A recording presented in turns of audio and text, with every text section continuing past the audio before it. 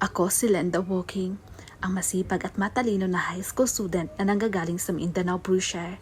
Ako lang naman ang totoong anak na babae ng Luis family, isa sa mayayaman dito sa capital city. Natakpan lang ako ng dahon ng gabi kaya nahiwalay ako sa totoo kong pamilya. Pinagpalit kami ni Shancy, si Shancy na tinuturing na totoong anak ng Luis family. Sa totoo lang, wala naman akong pakialam sa pamilyang Luis. Sagana sila sa peking pagmamahal at puro kaplastikan. Wala akong sinasayang na oras, puro pag-aaral at pagre-review ang inaatupag ko. Dahil malapit na ang mag-exam, ako ang high school student na porsigido makakuha ng lagpas 700 points.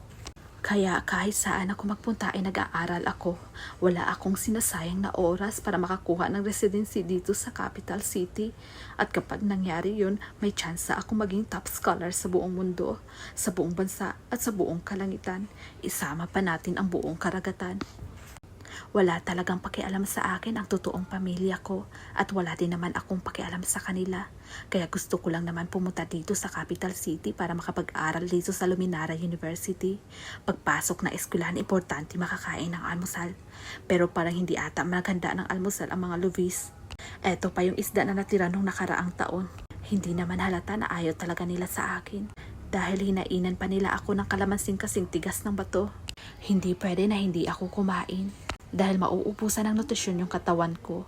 At pag nangyari yun, hindi ako makapag-isip ng maayos. Magiging bobo ako sa school at hindi makasagot. Kaya ako na lang maghahanda ng sarili kong pagkain. Pero wala talagang makakain.